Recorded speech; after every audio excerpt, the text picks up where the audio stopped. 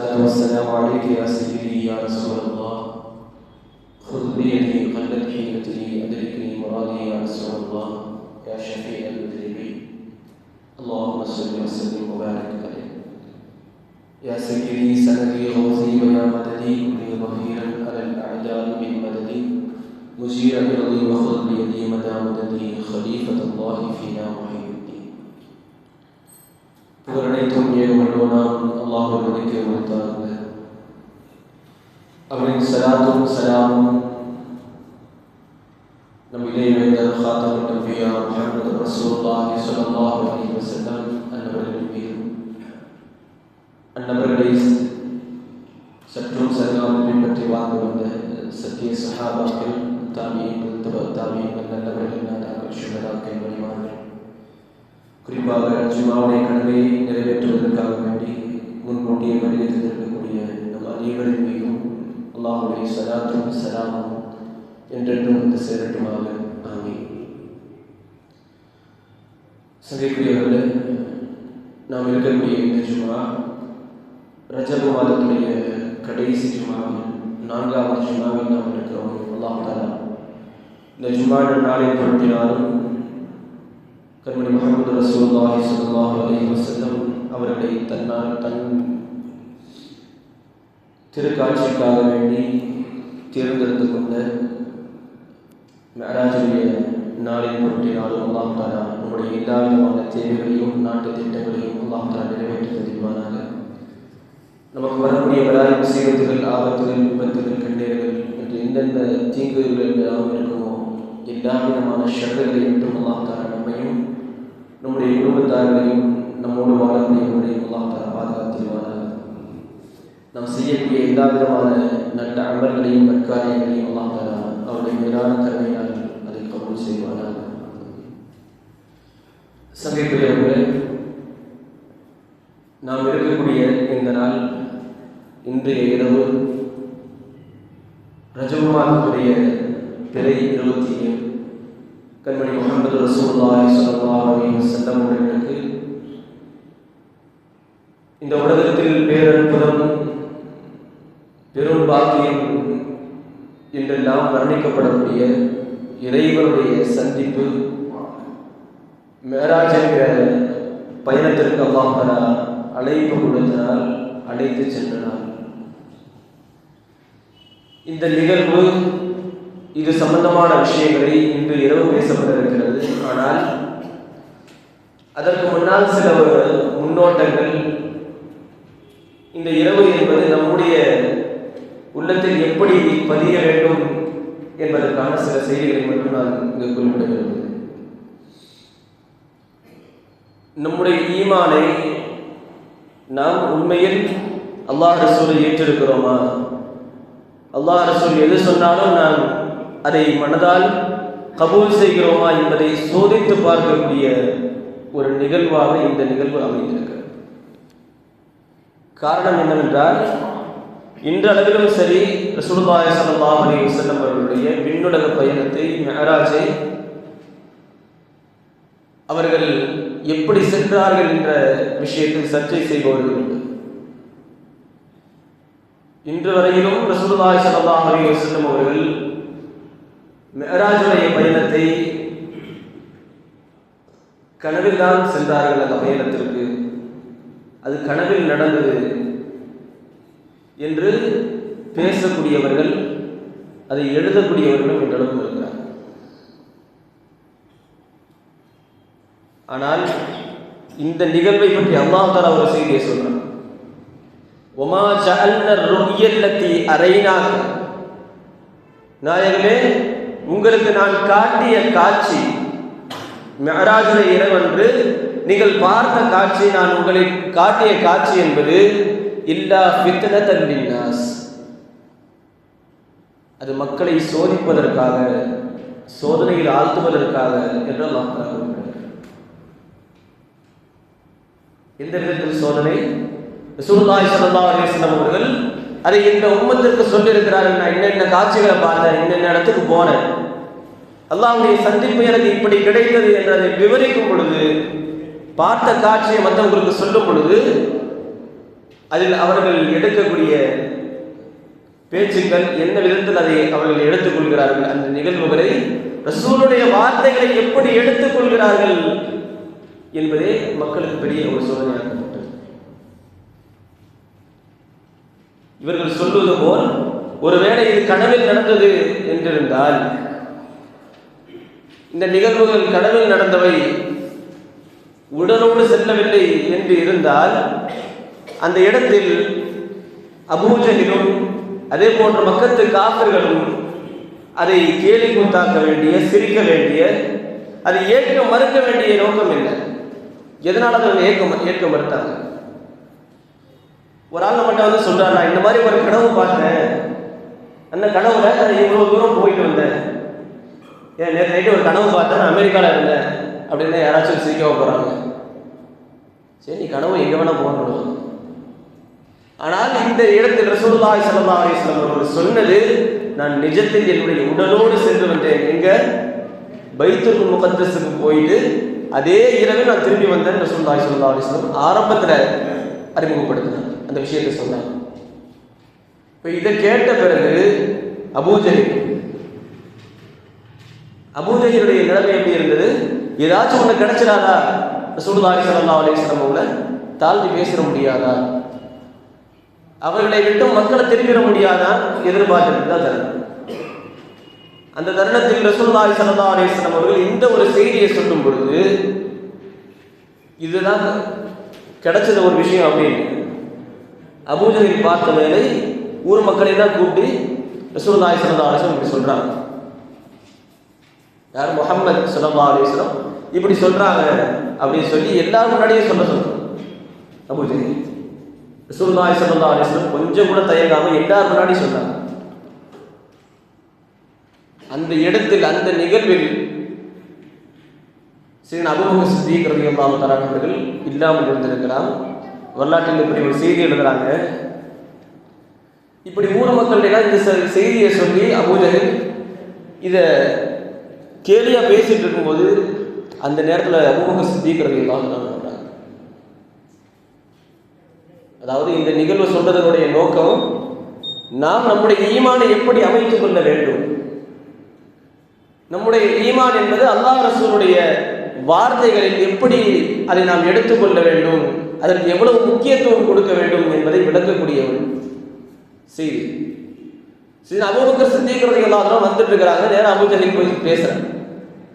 என்ன பேசுறான்? ஊர்ல ஒரு விஷயம் நடந்துட்டு இருக்கு, தெரியுமா உங்களுக்கு? என்ன விஷயம்? இந்த மாதிரி ஒரு ஆளு நைட்டோட நைட்டா பைத்துல் முகத்தஸ் போயிட்டு திரும்பி வந்துட்டேன்னு சொல்லி கேட்கிறாரு. யாருக்கு சொல்றாரு? இதை சொன்ன உடனே அந்த இடத்துல இவரை பத்தி நீங்க என்ன நினைக்கிறீங்க அப்படின்னு சொல்லி கேட்கும் பொழுது, சரி, அபூபக்கர் சித்தீக் ரலியல்லாஹு அன்ஹு சொன்னாங்க, இது நடப்பதற்கு சாத்தியமே இல்லை. ஒருவேளை அவருக்கு மனசு, அதாவது மனநிலையாக மாறி இருக்கும், புத்தி போராட ஏற்பட்டிருக்கும், அதனால அவர்கள் பேசலாம் அப்படின்னு சொல்லும் பொழுது, அந்த இடத்தில் அபூபக்கர் சித்தீக் ரலியல்லாஹு அன்ஹு முன்னாடி அபூஜஹில் கை தட்டி சிரிக்கிறார்.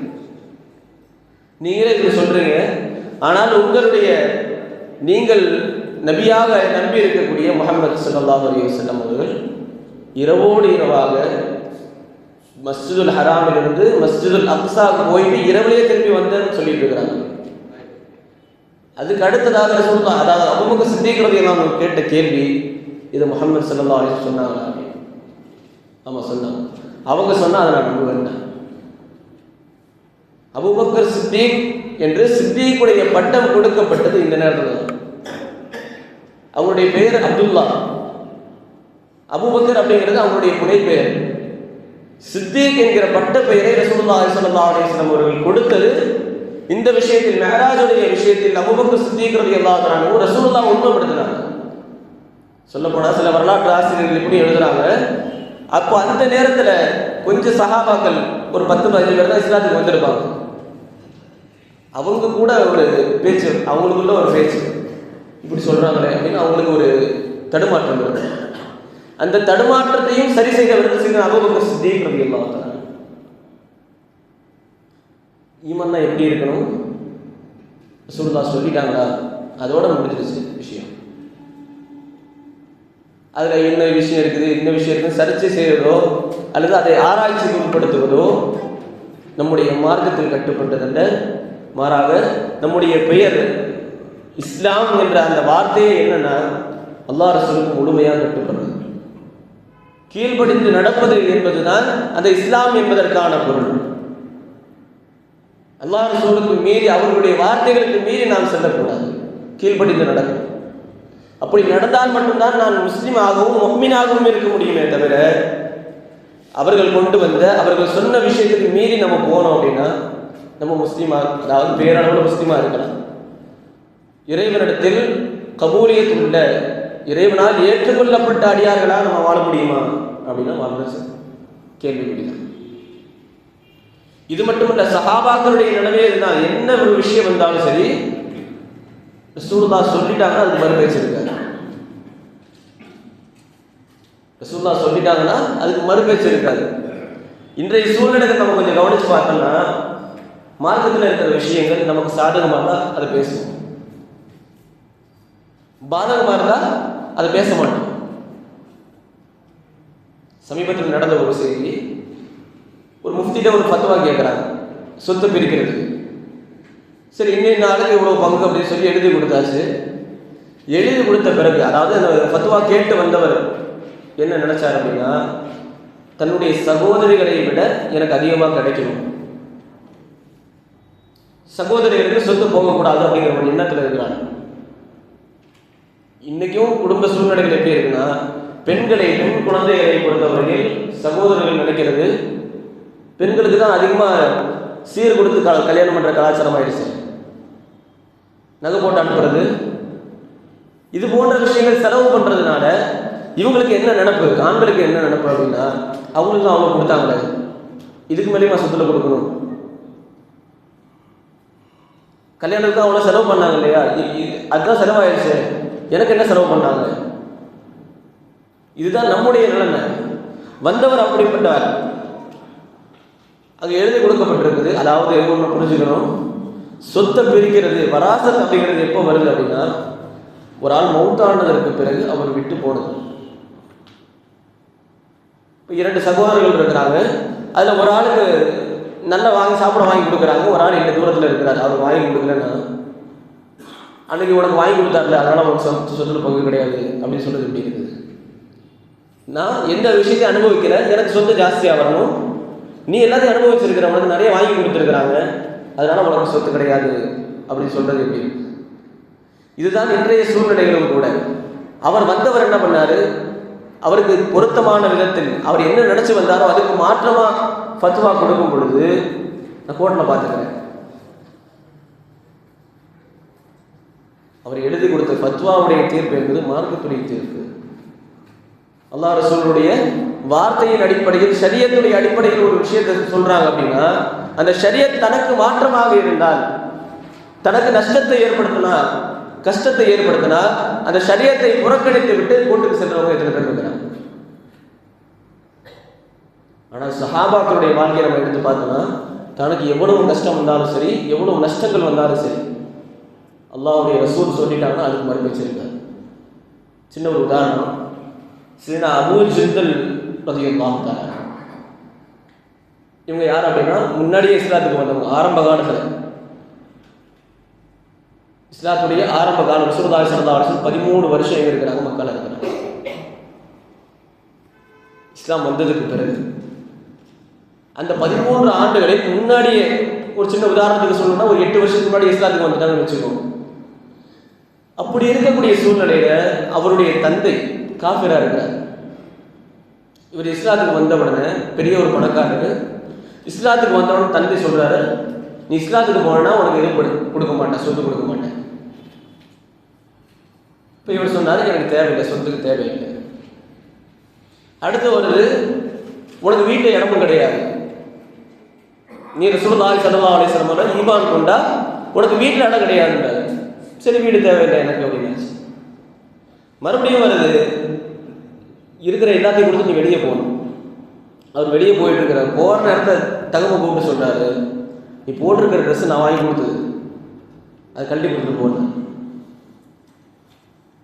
நீ போட்டிருக்கிறது அது ஒன்னோட தானே, நான் வாங்கி கொடுத்தது, அதை கழட்டி கொடுத்துட்டு போ அப்படின்னு சொல்லும்போது அதை கரெக்டை முற்படும் போது இவரை இப்படி பண்ணி நம்ம மாற்ற முடியாது அப்படிங்கிறத புரிஞ்சுக்கிட்ட அந்த தந்தை வீட்டிலேயே கிட்டத்தட்ட 8 வருஷத்துக்கு மேலே வீட்டில் அடைச்சி வச்சிருக்கிறார். ரசூலுல்லாஹி ஸல்லல்லாஹு அலைஹி வஸல்லம் அவர்கள் மக்கால இருக்கிற காலத்தில் ரசூலுல்லாஹி ஸல்லல்லாஹு அலைஹி வஸல்லம் ஹிஜ்ரத்து போனதும் தெரியாது. அந்த அளவுக்கு அடைத்து வைத்து எந்த அளவுக்குன்னா சங்கிலி போட்டு கட்டி வச்சிருக்கிறாங்க. தான் சொந்த மகனை தந்தையை சங்கிலி போட்டு கட்டுற அளவுக்கு ஆயிடுச்சு. அதாவது விதவிதமான வேதனைகள் ரசூலுல்லாஹி ஸல்லல்லாஹு அலைஹி வஸல்லம் அவர்கள் மீது இருந்த வெறுப்பு எல்லாம் அவர் யாருக்கு தான் காட்டுறாரு? தான் மகன்கிட்ட தான் காட்டுறாரு. இவ்வளவுக்கு பிறகும் ரசூலுல்லாஹி ஸல்லல்லாஹு அலைஹி வஸல்லம் அவர்கள் ஹுதைபியாவுடைய நேரத்தில் ஹிஜ்ரி 6 கிட்டத்தட்ட 14 வருஷத்துக்கு மேல ஆச்சு. ஹிஜ்ரி 6 ரசூலுல்லாஹி ஸல்லல்லாஹு அலைஹி வஸல்லம் ஹுதைபியாவுக்கு வர்றாங்க. அந்த இடத்தில் பேச்சுவார்த்தை நடந்துட்டு இருக்குது. ஒப்பந்தத்தை எழுதி கொண்டு வந்தது யாருன்னா அபூ ஜுந்தில் ரலியல்லாஹு அன்ஹு தந்தை. அங்க இருக்கிறதுலாம் இஸ்லாமியர்களுக்கு மாற்றமாக பாதகமாக அல்லாஹ் ரசூலுல்லாஹி ஸல்லல்லாஹு அலைஹி வஸல்லம் அவர்களுக்கும் சஹாபாக்களுக்கும் மதீனாவாசிகளுக்கும் எந்த ஒரு பிரயோஜனமும் இல்லாத, சொல்லப்போனால் எல்லா விதத்திலையும் நஷ்டத்தை ஏற்படுத்தக்கூடிய ஒப்பந்தங்கள் அங்கே எழுதப்பட்டிருக்கு. எழுதி கொண்டு வந்தது யாரு? அபூ ஜுந்தில் ரலியல்லாஹு அன்ஹு தகப்பனார். இப்படி கொண்டு வந்து நிற்கும்போது அந்த ஒப்பந்தத்தில் ரசூலுல்லாஹி ஸல்லல்லாஹு அலைஹி வஸல்லம் கையெழுத்து போடலை. போடுறதுக்கு முன்னாடி அந்த நேரத்தில் அந்த இடத்துக்கு யார் வர்றாங்க? அபூ ஜுந்தில் ரலியல்லாஹு அன்ஹு அங்கே கட்டி போட்டு வச்சு அந்த வீட்டில் வச்சிருந்தது சங்கிலியெல்லாம் இழுத்துட்டே வராங்க. வர்ற வழியில் ஃபுல்லாக சங்கிலியுடைய கடமை இருக்குது. இப்படியே வந்து ரசூலுல்லாஹி ஸல்லல்லாஹு அலைஹி வஸல்லம் முன்னாடி நிற்கிறாங்க. இப்படி இருக்கும்போது சஹாபாக்கள் ஏற்கனவே இந்த ஒப்பந்தத்தில் கையெழுத்து போடக்கூடாதுன்னு இருக்கிறாங்க. இது நமக்கு பாதகமாக இருக்கு. இப்போ அந்த நேரத்தில் ரசூலுல்லாஹி ஸல்லல்லாஹு அலைஹி வஸல்லம் அவர்களுக்கு முன்னாடி இவர் வரும்போது சஹாபாக்கள் நேரம் ரசூலுல்லாஹி ஸல்லல்லாஹு அலைஹி வஸல்லம் போறாங்க. யார் ரசூலுல்லாஹ், நம்முடைய சகோதரர் அபூ ஜுந்தில் வந்திருக்கிறார், இவரை நம்ம கொண்டு வந்துடும். நீங்கள் கையெழுத்து போடுறதுக்கு முன்னாடி, அந்த ஒப்பந்தம் ஆகிறதுக்கு முன்னாடி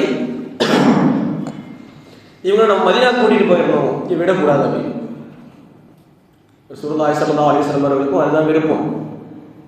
பேச்சுவார்த்தை நடத்துகிறாங்க. முதல்ல அதுக்கு எதிராக நிற்கிறது யாருன்னா இவங்களுடைய தந்தை அபூ ஜுந்தில் ரலியல்லாஹு அன்ஹுடைய தந்தை எதிராக வந்து நிற்கிறாங்க. என் மகனை நீ கூட்டிகிட்டு போகிற மாதிரி இருந்துச்சுன்னா இந்த ஒப்பந்தம் நடக்காது, நாங்கள் சண்டை செய்கிறதுக்கு வரோம் அப்படின்னு.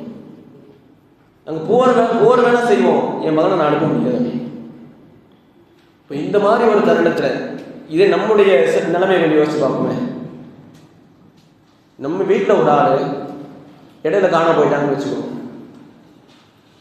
10-15 வருஷம் கழிச்சு திருப்பி வர்றாங்க. அதுவும் வரும்போது எப்படி வராங்க? உடல்லாம் காயம், சங்கிலியோட அப்படி அந்த நிலைமையில வந்து நிற்கும் போது வீட்டுக்காரங்களோட மன நிலைமை எப்படி இருக்கும்? இப்போ கிடைச்சிட்டாரு, இதுக்கு மேலே விட்டுறக்கூடாது, இவ்வளவு காலம் கஷ்டப்பட்டுட்டாரு, இதுக்கு மேலே விட்டுறக்கூடாதுன்னு இருக்கும். என் வெளிநாட்டுக்கு போயிட்டு திருப்பி வீட்டுக்கு வந்தாவே அந்த நிலைமையில தான் இருக்குது. எந்த ஒரு இதுவுமே இருக்காது, சம்பாரிச்சுட்டு தான் வந்திருப்பாங்க. அதுக்கு மேலே போகணுமா அப்படின்ற ஒரு கேள்வி இருக்கும். இந்த நிலைமையில் சஹாபாக்களுக்கு முன்னாடி, அதுவும் கருணைக்கு கருவிடம் கண்மணி முஹம்மது ரசூலுல்லாஹி ஸல்லல்லாஹு அலைஹி வஸல்லம் ரஹ்மத்துல்லாஹி அலைஹி, அவங்க முன்னாடி இப்படி ஒரு ஆள் வந்து நிற்கும் போது, அதுவும் தன்னை ஏற்றிருக்கிற ஒரு சஹாபி வந்து நிற்கும் போது ரசூலுல்லாஹுடைய மனநிலை எப்படி இருக்கும்? இப்போ அந்த இடத்துல ரசூலுல்லாஹி ஸல்லல்லாஹு அலைஹி வஸல்லம் என்ன சொன்னாங்க? சரி நீங்கள் போய்க்கோங்க, இல்லை முடியாது நான் கூட்டிகிட்டு போவேன் அப்படிங்கிற ஒரு விஷயத்தை வரலாறு சொல்லலாம். அதுக்கு பின்னாடி காரணங்கள் இருக்கிறது. அது ரெண்டாவது, இந்த மாதிரி ஒரு நேரத்தில் நம்முடைய மனநிலை எப்படி இருக்கும்? இதை கொஞ்சம் மாற்றி யோசிக்கும். அந்த நிலைமையில் அபூ ஜுந்தில் ரலியல்லாஹு அன்ஹுடைய நிலைமையில நம்ம இருக்கிறோம். நம்ம வெளியே போனோம், ஒரு 10-15 வருஷம் கழிச்சு எல்லாத்தையும் இழந்து ஒன்றுமே இல்லாமல் உடல்ல காயத்தோடு வந்து நிற்கிறோம் குடும்பத்துக்கு முன்னாடி. குடும்பத்துக்காரங்க சரி நீ போயிட்டு வாடா எப்படி இருக்கணும்? இப்போ இருக்கிற ஸ்டேட்டஸாக நீங்கள் பார்த்தீங்கன்னா தெரியும், ஒன்றுக்கு உதவாத குடும்பம், குடும்பக்காரன் கை கொடுக்க மாட்டான். ஸ்டேட்டஸில் நீங்கள் நிறைய எடுத்து பார்த்தீங்கன்னா குடும்பத்தை பற்றி தப்பாக வைக்கிறது தான் ஸ்டேட்டஸ் நிறைய. இப்படி இருக்கக்கூடிய ஒரு சூழ்நிலையில நம்ம போய் நிற்கும் போது நம்முடைய குடும்பத்தார்கள் ஒரு நிர்பந்த காரணமா அனுப்பிட்டாங்கன்னு வச்சுக்கோங்க, நமக்கு எப்படி இருக்கும்? நமக்கு திருப்பி கூட பார்க்கக்கூடாது. குடும்பத்து மேல வெறுப்பு வருமா போகும், அதாவது சந்தோஷப்படுவோம். நம்ம வெறுப்பு தான் வரும். அந்த நேரத்தில் சில அபூஜல் ரலியல்லாஹு வந்து நிற்கிறாங்க, ரசூலுல்லாஹ் போக சொல்றாங்க. அப்போ அந்த நேரத்தில் அபூஜல் ரலியல்லாஹு சொல்றாங்க, நான் இவ்வளவு பாதிக்கப்பட்டு வந்து நிற்கிறேனே, எனக்கு கஷ்டமா இருக்குது அப்படின்னு சொல்லி அந்த இடத்தில் ரசூலுல்லாஹி ஸல்லல்லாஹு அலைஹி வஸல்லம் முன்னால் தன்னுடைய கஷ்டத்தை வெளிப்படுத்தும் பொழுது ரசூலுல்லாஹி ஸல்லல்லாஹு அலைஹி வஸல்லம் அடுத்து சொல்றாங்க, அபூஜல் அவர்களே நீங்க போங்க, பொறுமையா இருங்க, அல்லாஹ்வுடைய உதவி உங்களுக்கு இருக்குதுன்னு ஒரு வார்த்தையை சொன்னாங்க. இத்தனை காலம் அடைச்சி வச்சிருந்தவங்க, சங்கிலியில் இருந்தவங்க இந்த வார்த்தையை கேட்டதுக்கு பிறகு என்னை யாரும் கூட்டிட்டு போனா தேவையில்லை, ரசூலுல்லாஹ் சொல்லிட்டாங்க, சொல்லிட்டாங்க, அந்த ஒரு வார்த்தை போதும், நான் வர்றேன். இதே நம்மளா இருந்தா நம்மளை கைவிட்டவங்களை எப்படிதான் பேசுவோம்? அந்த இடத்துல நம்முடைய ஈமான் இப்படி இருக்கும். இதே நிலைமையில நாம் வீட்டுக்கு முன்னாடி போகும்போது இப்படி சொல்லி அனுப்புனா நம்முடைய மனநிலை எப்படி இருக்கும்? ஆனால் இதற்கெல்லாம் மாற்றமாக எனக்கு எவ்வளவு கஷ்டம் வந்தாலும் சரி, நான் எவ்வளவு பாதிக்கப்பட்டாலும் அல்லாஹ்வுடைய ரசூல் சொல்லிட்டா அதுதான் எனக்கு. போகும்போது அவங்களை இழுத்துட்டுலாம் போல, ரசூலுல்லாஹ் சொல்லிட்டாங்க, நான் வரேன், யாரும் எனக்கு இழுக்க தேவையில்லை. பின்னால் அதன் மூலமாக வெற்றிகள் வந்தது. பின்னால் ஃபத்ஹு மக்கா ஏற்பட்டது. இரண்டாவது விஷயம், இந்த இடத்து சஹாபாக்களுடைய ஈமான் எப்படி இருக்குது, நிலைமை எப்படி இருக்குது, எனக்கு இவ்வளவு கஷ்டம் இருக்குது அப்படின்னா யாரும் யோசிக்கல. எவ்வளவு கஷ்டம் வந்துட்டாலும் சரி, அல்லாஹ்வுடைய ரசூல் அந்த ஒரு வார்த்தையை சொல்லிட்டாங்கன்னா அதுக்கு மேல மறுபேச்சு எனக்கு இல்லை. இதுதான் பரிபூர்ணமான ஈமான். இன்னைக்கு எடுத்ததுக்கெல்லாம் நமக்கு ஏதாச்சும் ஒரு பிடிக்கிற அப்படின்னா இதுக்கு ஆதாரம் இருக்குதா, இது நம்ம செய்யலாமா, அதாவது இவருக்கு செய்யறது பிடிக்காது ஆனால் மார்க்கத்தில் இருக்கும், அந்த விஷயத்துக்கும் கூட ஆதாரம் கேட்கக்கூடிய ஒரு சூழ்நிலை நம்ம பார்க்குறோம். இந்த விஷயத்திலையும் சரி, மேராஜுடைய விஷயத்திலும் சரி, இது அந்த ஆதாரம் கேட்கக்கூடிய ஒரு சூழ்நிலை. ஒரே ஒரு செய்தியை மட்டும் நான் சொல்லி நிறைவுக்கு வர்றேன். பெரும்பாலும் பயன்படுத்துகிற வார்த்தை இந்த ஹதீஸ் லைஃப், அதனால அமல் செய்யக்கூடாது. எந்த அளவுக்கு இறங்கிட்டாங்கன்னா இந்த ஹதீஸ் லைஃப், இதை கொண்டு அமல் செய்யறது பிதாத் தான். அவர்களுக்கு சொல்ல வேண்டிய ஒரு செய்தி, இமாம் ஜலாலுத்தீன் சுயூத்தி ரஹ்மத்துல்லாஹ் மிகப்பெரிய ஒரு முஹத்திஸ். அவங்க என்ன பண்றாங்கன்னா, அதாவது புதன்கிழமை நாளில் நகை வெட்டிட்டு இருக்கிறாங்க. புதன்கிழமை நாளில் நகை வெட்டக்கூடாது, அதாவது தப்ரானியில் ஒரு ஹதீஸ் வருது, ரசூலுல்லாஹி ஸல்லல்லாஹு அலைஹி வஸல்லம் அவர்கள் சொல்கிறார்கள், யார் புதன்கிழமை நாளில் நகை வெட்டுறாங்களோ அல்லது ஹிஜாமா, அதாவது ரத்தம் எடுப்பாங்க, கெட்ட ரத்தத்தை வெளியெடுத்து வைத்தியம் பார்க்குறாங்க, அந்த ஹிஜாமாவையும் நகம் வெட்டுவதையும் யார் புதன்கிழமை நாளில் செய்கிறாங்களோ அவங்களுக்கு குஷ்ட நோய் வரும். ஒருவேளை நீங்கள் அப்படி செஞ்சு வந்துட்டா நீங்கள் வேற யாரையும் பேச தேவையில்லை, தன்னை தானே படிச்சுக்கிட்டோம், இதை செய்யக்கூடாது அப்படின்னு ரசூலுல்லாஹி ஸல்லல்லாஹு அலைஹி வஸல்லம் சொல்லியிருக்கிறாங்க. இப்போ இந்த நேரத்தில் அவங்க நகத்தை வெட்டிட்டு இருக்கிறாங்க. வெட்டிட்டு இருக்கக்கூடிய அந்த நேரத்தில் தன்னுடைய மாணவர்கள் ஒரு ஆள் வந்து சொல்றாங்க, உஸ்தாத் அவர்களே, இந்த மாதிரி ஒரு ஹதீஸ் இருக்குல்ல, ரசூலுல்லாஹ் புதன்கிழமை நகை வெட்ட வேணாம்னு சொன்னாங்கல்ல, நீங்க ஏன் நகை வெட்டிட்டு இருக்கீங்க? அப்போ அந்த இடத்தில் ஜலாலுத்தீன் சுயூத்தி ரஹ்மத்துல்லாஹ் சொன்னாங்க, இந்த ஹதீஸ் லைஃப் தானே, அந்த ஹதீஸ் லைஃபான ஹதீஸ் தானே அப்படின்னு. இதற்கு பிறகு ஜலாலுத்தீன் சுயூத்தி ரஹ்மத்துல்லாஹுடைய கடைசி காலத்தில் உள்ள விஷயத்தை எழுதுறாங்க, அவருடைய இடது கையில் ஒரு நோய் இருந்தது, கை வீங்கி போய் அவங்களுக்கு ஒரு நோய் இருந்தது. அதற்கு காரணமாக இதை சொல்லுகிறார்கள், அந்த நேரத்தில் இந்த வார்த்தையை சொல்லிட்டாங்க. அதற்கு பிறகு அவர்களுக்கு கையில் நோய் வந்தது, அதுக்கு ட்ரீட்மெண்ட் பார்க்கறதுக்காண்டி எல்லா இடத்துக்கு போகிறாங்க, எங்கே போயும் அது சரியாகலை. இந்த கவலையில் இருக்கும் பொழுது ரசூலுல்லாஹி ஸல்லல்லாஹு அலைஹி வஸல்லம் அவர்கள் கனவில் வந்து சொல்லுகிறார்கள். சொல்ல போனால் இவங்க சொல்றாங்க, ஜலாலுத்தீன் சுயூத்தி ரஹ்மத்துல்லாஹ் அவர்கள் கிட்டத்தட்ட 70 முறைக்கு மேல ரசூலுல்லாஹ்வை நினைவுல பார்த்ததா சொல்றாங்க. அவர்கள் சொன்னபடி இன்னொரு செய்தி, ரசூலுல்லாஹி ஸல்லல்லாஹு அலைஹி வஸல்லம் அவர்கள் கணவர் வந்தார், வந்து சொன்னாங்க, நான் இந்த மாதிரி ஒரு செய்தியை சொல்லியிருக்கிறேன், உங்களுக்கு தெரியாதா? புதன்கிழமை நாளில் நகை வெட்டக்கூடாது, வெண்குஷ்டம் வரும் அப்படின்னு நான் சொல்லியிருக்கேனா இல்லையா?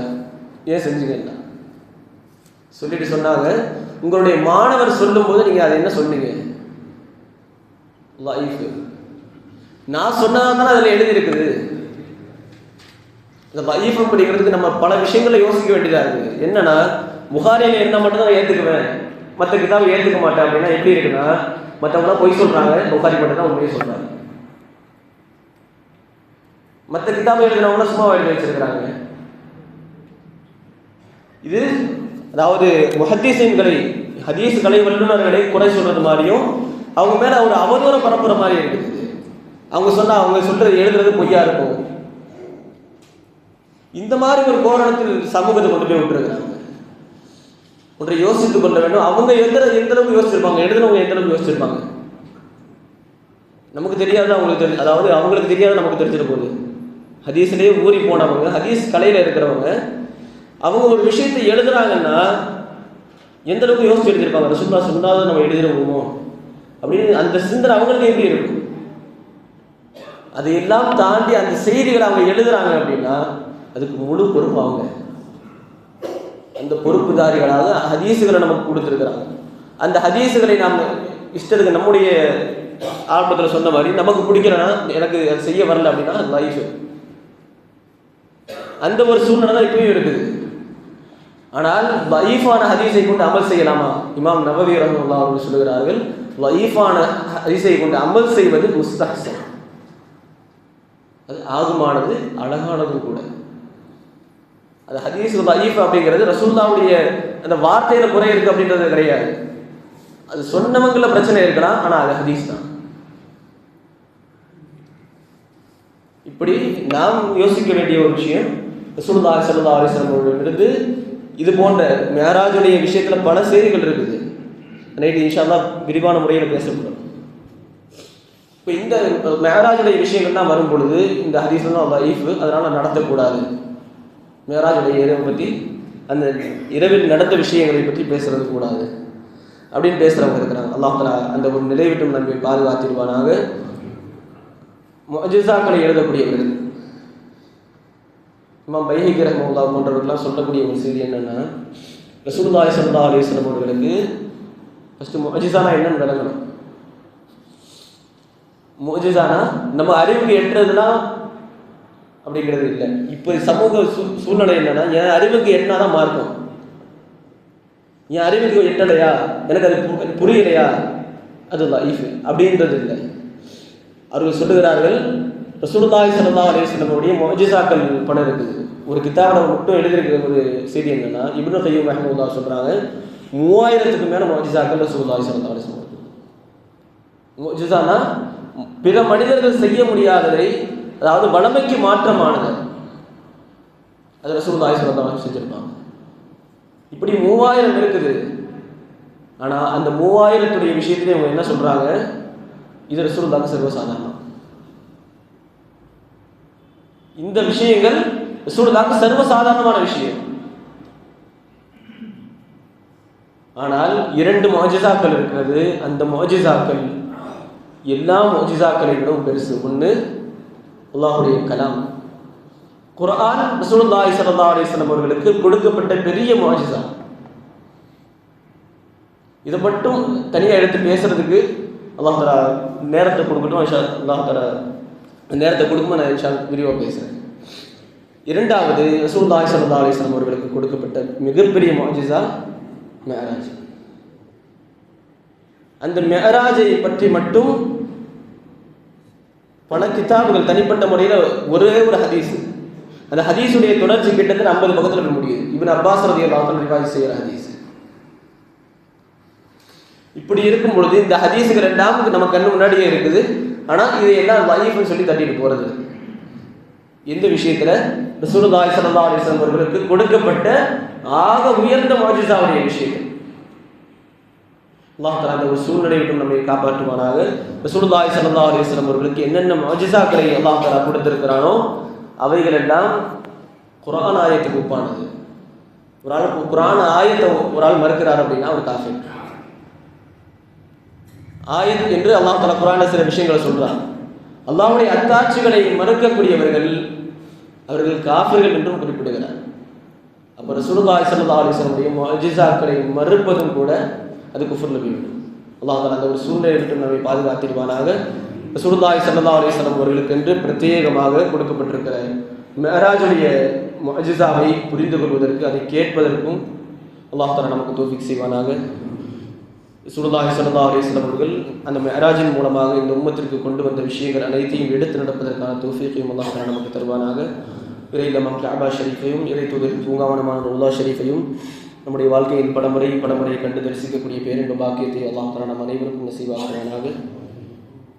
நம்ம இந்த ஜும்மாவுடைய சபையில் எப்படி ஒன்று கூட இருக்கிறோமோ அதே போன்று நாளை மறுமையில் கண்மணி முஹம்மது ரசூலுல்லாஹி ஸல்லல்லாஹு அலைஹி வஸல்லம் அவர்களோடு சொர்க்கத்தில் உயர்ந்த சொர்க்கமான ஜன்னத்துல் ஃபிர்தௌஸில் அல்லாஹ் தஆலா நம் அனைவரையும் நம்முடைய குடும்பத்தோடு அல்லாஹ் தஆலா ஒன்று கூட்டுவானாக என்ற நல்ல துஆவை நிறைவு செய்கிறேன். வாஹிர் தஅவானா அல்ஹம்துலில்லாஹி ரப்பில் ஆலமீன்.